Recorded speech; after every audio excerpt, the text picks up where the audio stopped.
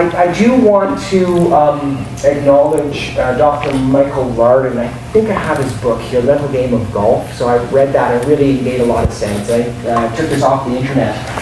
So I'm going to talk about a pre-shot pyramid. Not to say that this is the best or the only one or what's right for you, but I just want to kind of describe to you, because you use different parts of your brain during the different phases of actually shooting your shot.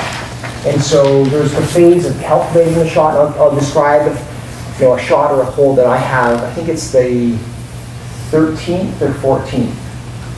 13th of Ashburn, New Ashburn. So essentially, if I've got a good drive, I have about 100 yards in, and so I actually have to calculate my next shot.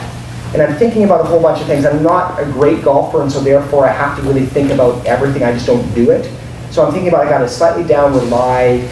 My lie of the balls maybe a little bit tighter, maybe it's fluffed up a bit, and about 100 yards out, and there's the pins just over the bunker, but it's a really pretty steep green, so I have to probably land more middle and not get too aggressive on the pin.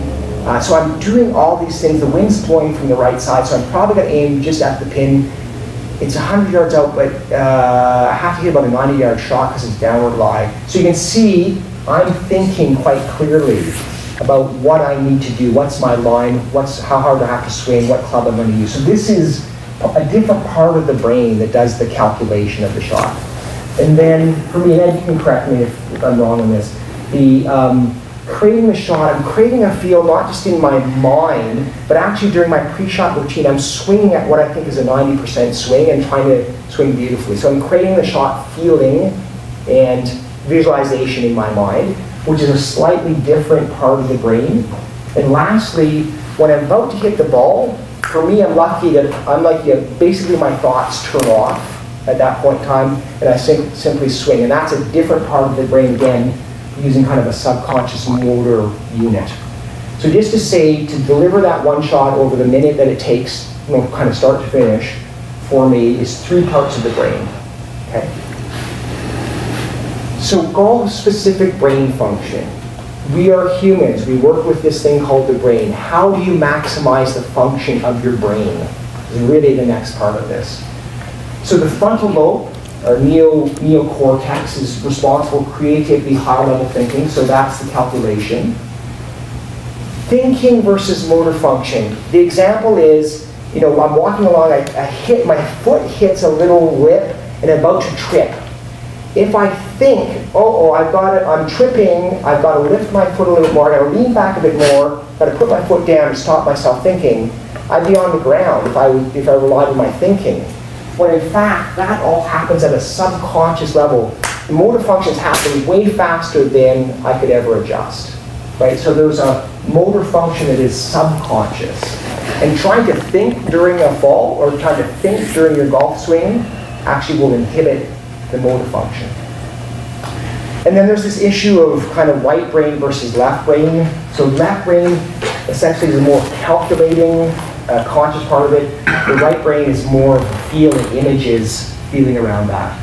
And that there's a premotor cortex that starts the execution, but then the motor cortex takes over at a kind of deeper level. And then lastly, we're going to talk about this kind of an emotional system within the brain. And our emotions, through the chemicals, through the pathways, actually influence the motor function there. So when we're overly stressed, we're not going to be able to deliver as much. So those are some of the functions within the brain itself. And I show you this diagram. So front of brain, back of brain, lower part of brain.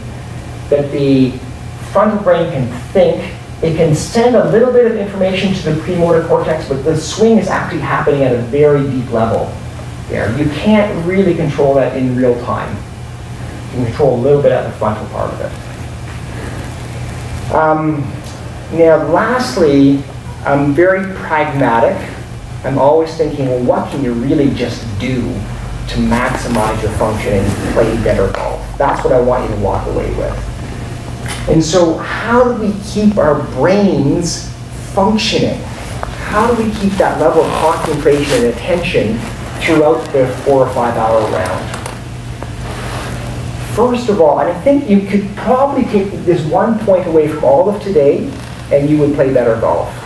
And that is to be able to relax between shots, and then once you're starting your pre-shot routine, then you really focus, you really pay attention, right? And practicing this can actually make a huge difference. Rob, could I add something to that? I think recent studies have shown that daydreaming, just spacing out, is actually a pretty good thing if it's done at the right time. So not while you're hitting the ball or in your pre-shot routine, but in between shots, you sort of figure things out somehow when you're just kind of spaced out a little bit. It's dropped me for a loop when I heard that, right? Actually, I believe that because I think about, because what I'm describing is very intense thinking, right? Very focused thinking. And I think about the neurocircuits, and the neurocircuits kind of getting drained of their neurochemicals. As soon as you go into the daydream mode, you're allowing that part of your brain to kind of refresh itself, regenerate, because you're using the daydreaming function or the, isn't this beautiful day function here, and then this gets stronger between shots. So to be able to rest and relax your brain is key, turning on, turning off. Okay, so the frontal lobe, and I would argue, well, my experience is I'm at that level where I'm still making mental errors by not kind of thinking my way through the shot. And it's partly because I get tired near the end of my round. And so I often can make poor decisions because I'm mentally tired. Right? So then really we're going to talk about, well, how do you keep your brain in that phase of being, working best? So in the frontal lobe, even as you're in that kind of feeling kind of pre-shot routine, your frontal lobe can say, oh, things aren't kind of doing right. Or somebody, someone takes a picture of Tiger just when he's about to backswing. His frontal lobe takes over and he says, stop, let's do it again, right? So again, frontal lobe is able to kind of restart if there's a problem. And you want to turn the frontal lobe off during execution. We'll talk about that shortly. So now I want you to ask from a very practical perspective, you're going to have an important game of golf tomorrow. What are some of the things you can do today or tonight or within your life generally that's going to really help your frontal lobe do its job? Or alternatively, what are the things you could do today or tonight that would really make your game worse because your frontal lobe isn't working tomorrow? Yeah. Right, so there's kind of the psychological, but I'm going to go very practical. Write down. Right, so you're visualizing. I go right back to being a human being, being an animal. Oh. How does an animal get a good sleep? Right, so I want to get into kind of the healthy habits, because if you're not sleeping tonight, it's really hard to concentrate tomorrow, and that's what I'm going to work on right now. Eating properly. Right, eating properly, and I'm going to go into each of these, and there's one more that's probably the most important one in terms of your ability to perform as an athlete. Making sure you move regularly. Move and how so. So this is it. Oh, sleep. Sleep is number one, actually. So anyways. That was Seamus. So sleep. So sleeping, what are some of the things you can do to promote a good night's sleep? So now we're going to talk about sleep hygiene. Do you know what? It's true. That was one of my kind of key points, is a 10 to 15 minute nap. Oops, is it there? Yeah. Actually improves motor function after you take the nap. It improves the quality of sleep at night, and you wake up more rested the next morning. So napping is actually very powerful. But let's, again, other ideas around sleep hygiene.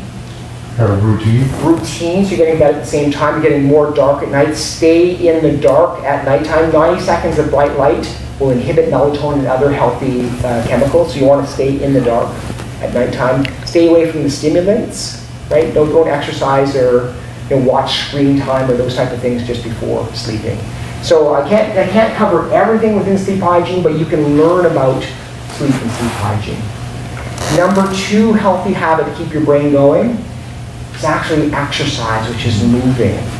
And unfortunately, golf, unless you're jogging between shots, probably is not intense enough. You need something else outside of walking, unless you're power walking. How much exercise do you need? How many minutes per day? 6:30.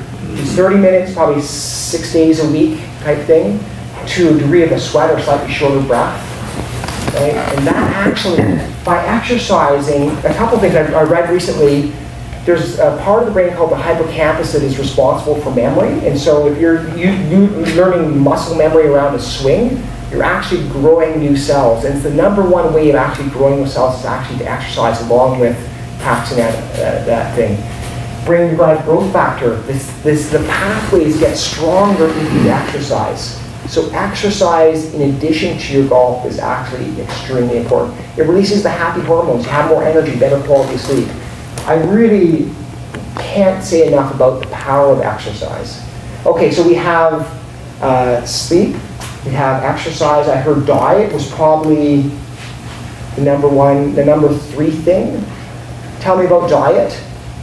What's a healthy diet? What are some of the components of a healthy diet? Vegetables, fruit. Fruits and vegetables, right? Yeah. Probably through a diet you don't need any extra vitamins other than vitamin D, and if you're outside doing things you probably don't need it. Probably some, the other one is, that I've seen recently is this idea of the blood sugars varying, right? And so that kind of fine and processed sugars actually cause spikes. And 2 or 3 hours later, you might notice that your blood sugar goes down and you can't think clearly. It happens on the golf course as well. So you need a little bit of protein in your meal prior to your golf game so the sugar levels stay higher. And then you want to kind of supplement on the course as well. I see for instance, the tour professionals are eating walnuts, for instance. So there are ways to kind of maintain that. You can figure out what works for your body. So no Coke and hot dog at the turn? No, yeah. There's so much sugar there. You might get a little buzz in #1 tee, but by number 5 or 6, you really, your body, the brain can't function. The frontal lobe needs a lot of sugar, actually, and when your sugar levels go low, the frontal lobe shuts down. It's really how it goes, and then you're working off your primitive brain when you get that bottoming out. The last one is actually practicing meditation, practicing a relaxation technique. When you do that, you're actually thickening the frontal lobe, and the frontal lobe actually inhibits the fear response. The frontal lobe also is part of that creation thought. So you literally, by practicing attention through the breath, allows you to practice attention during your golf game. Okay. I think about mind-body, but there's also body-mind. And the idea is that the nervous system is connected with your gut. Millions of neurons there that are connected to your brain. And so you want to be able to relax your mind. You want to be able to practice relaxation if you're an insomniac. And the last thing I'm going to do is going to show you the power pose. So everybody can stand up for a second. So just for right now, I want you to put your feet shoulder width apart, your hands on your hips. And I'm going to talk, and you guys are going to maintain the power position right now for the minute it's going to take, 1 to 2 minutes. The data shows that when you assume this position, you will feel more confident and more peaceful. You need to do it for a minute or 2. I've seen it in the corporate world where they're teaching people to stand in this position for a minute or 2 prior to going into a job interview, for instance, or prior to giving an important presentation. And our bodies, we're physical bodies, where the body is saying, oh, I'm feeling strong, I'm feeling powerful, I'm on the alpha in this group right now. So by practicing this, and imagining that you're doing this and holding this just prior to your first tee off, or your first tee shot, and that actually is going to change your physiology, and it's actually going to put you in that better frame of mind so you'll perform better. So I'm just realizing that you can do this. I'm going to see a whole bunch of people out there on tee #1, went to Ed's golf seminar, and they're going to be happier and play better. You can have a sit again. Thank you. So remember that. As you're watching your buddies, just as they're teeing off, you're getting ready to tee off, you can just do this and just feel more confident, feel solid into your body. Okay, and I just show you that by practicing the meditation, you actually create a thickness. So basically it's a study that shows that, 30, 40, 50 years later, people who practice meditation maintain that thickness within their cerebral cortex and their frontal lobe, whereas those who don't, they get the natural age-related thinning of that part of their brain. Your choice. No matter what age you are, you can continue to set down those neurons. And lastly, it's this idea that you can reverse engineer now. By deciding the states of mind you want to maintain, your brain will grow towards that particular direction. So if you have a stroke, you lose some brain and you lose some kind of mental function in that area of the body. But it goes the other way around. So it's not just physical to kind of psychological, it's psychological. When you have those thoughts or feelings, you're actually changing the machinery within the brain, including if you don't use it, you lose it. So you're losing out on those other pathways. You're creating new experiences. The takeaway is that you can direct this change. It's called self-directed neuroplasticity. And I'm going to take you through this last exercise in which we're going to think about how the brain works and how you can kind of garner those states of mind. So growing inner strengths. The idea is, if it's a state of mind, you can think about what you want to manifest, confidence, peace, joy, gratitude, whatever it is that you want to manifest in the course or in life. If you have those states of mind, eventually they'll turn into traits of character. Right? But in order to do that, you actually have to have the experience, and that experience has to get translated into brain structure, into actually changing the shape and connections within the brain. It's called installation of that. So we grow that by having those experiences, either by visualizing or actually having the experience itself. So I want you to think about, from this very long list, what you want to manifest more in your life, or what you want to manifest more within your golf game. So it's a very long list here, and it could be attitudes, could be kind of a feeling, could be even emotional character. So check something from this list. Think about maybe confidence. Think about focus or concentration. Think about what you want to achieve. Okay, so from that list, we're going to take you through an exercise. But before that, I just want to explain the inner strengths are made up of structures. So green are the positive traits, the red are the negative traits within the brain. The problem is, from an evolutionary perspective, our brains learn and remember and change more from negative experiences than from positive experiences. And just from a survival perspective, you want to make a mistake that way. So you get more processing, and preferentially your brain gets kind of stuck into the negative pathways much faster. So when you're angry and upset in the golf course, that really sticks to your brain much more than if you have a positive experience. So it's Velcro for the bad, Teflon for the good. And so we want to work with that brain. Your brain is a product of evolution nowadays. So the idea is to actually take in the good. That is to preferentially have those experiences and stick with them longer.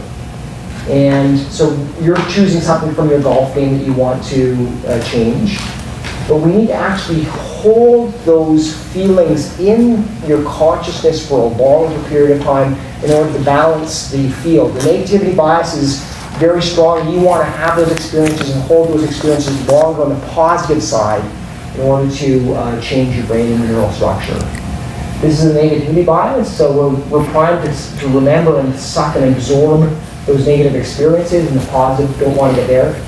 By taking in the good, by actually holding the experience, we are able to change the brain structure and balance things out. So first of all, I want you to remember that time in the golf game or in your life when you were having that trait or so that state or feeling or inclination or whatever. So just remember what was happening within your life at that exact moment. And you can even close your eyes now if you want to as you're going through this. So you're seeing yourself in that kind of state of mind. What was happening? What were you doing? What did you see? How did your body feel when you were having this experience? What were the sounds? How were you acting? So really stick with that feeling, stick with the idea, stay with it. And as you increase it in intensity, duration, and multimodality, it actually sticks into your brain more and more. And then think that as your experience this right now is actually modifying the brain tissue, it's kind of dropping into your heart, dropping into your psyche, making a difference in your character. Okay, and you relax now, you can open up. You can also use this same technique, it's the kind of forefront as optional. Let's say you're scared of the sand and you're really nervous every time you're about to hit a sand shot. You can create these kind of positive states of mind, and then you can quickly dabble into thinking about being in the sand and not going too deep and not allowing that negative experience to overwhelm the positive experience. And with time, you're going to be able to desensitize the negativity towards whatever other experience. So by linking the positive experiences with a little bit of the negative experience and then continuing to practice that over time, you can actually turn that negative experience around.